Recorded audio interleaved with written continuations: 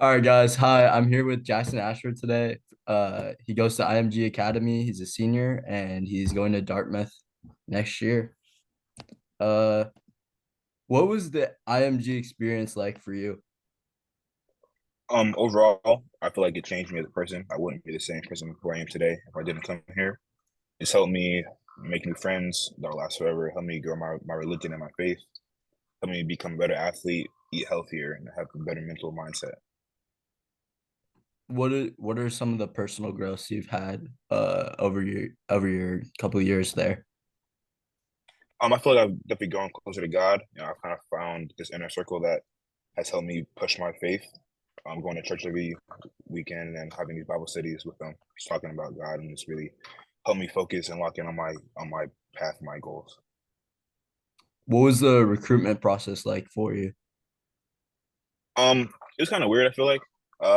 It started off early, but not like what you see with like in eighth grade and freshman year. But I got it my first offer February of my junior year. So and it was by Dartmouth. And then I started getting some more that spring season. Then I committed before the season started, which I feel like kind of closed down my recruiting. Not really, but some colleges kind of looked away just because I was committed, and I'm glad that I committed to the school I'm committed to. But after that, it kind of slowed down, which is understandable. What are you most looking forward to in college? Um, the brotherhood are learning more, right? Going to an Ivy League school has much opportunities that will open different doors. So I'm trying to find which ones I can walk through and be successful in. Um, just having a different path. I feel like I kind of been at IMG in Florida for 3 years, so something different. Going to New Hampshire, which is in like the corner of the state of the country, so it's something different. What are some of the best memories you have from your high school career? I'd say my sophomore year when I first got here, I had my roommate. His name was Chris. Um, he was a senior, and I was a sophomore, so he kind of took me under his wing and kind of brought me into IMG and taught me how it works. How did your last season go? Do you think you played? Great. Yeah, we went 10-0. I broke our sack record for 11 sacks, which is a major jump from last season or 2 seasons ago because I had 1.5 sacks. So that jump is good. We state champs actually. Give me a second. Hey, You feel me? Got that ring. So yeah, overall is a fantastic season. who are some of your role models? I know you mentioned your roommate Chris from your Hmm sophomore year. Who else do you look up to? Yeah, I say Chris, my roommate right here. He's also going to Dartmouth, so him and us have kind of been in the same position. So we like work off of each other, like pushing each other, so that we can get to that place we want to get to. What are some of the hobbies you have outside of football? I cut hair. So people who need haircuts, I'll cut them if they need it. I like to watch anime. I like to go on long walks on the beach. I'm not playing, but I actually I started solving Rubik's cubes in my free time. I like to read. What I'm saying, man, we don't have a lot of extra time outside of sports because it takes up the whole day. But when I do have free time, I'll try to do something else, to get my mind off of that for a little bit. What does a day look like for you in season versus in the off season, I guess? Overall, it's pretty similar. During the off season, we don't practice every day, so we kind of have a practice day and then lift and practice and lift. During the season, we'll practice every day and have lift 2 to 3 times a week. I usually wake up around like 5:30, 5:45. But I go to treatment. We have practice or lifts, recovery. Right, then school starts at 1:40 and go from 1:40 to 5:20. Then after that, I'll do some more recovery and I'll eat dinner and do homework and then get ready for bed and stuff. So What are some of your goals for the college level, both academically and football related? academically, again, try to get all A's, even though it's a prestigious college. I still want to strive for that top.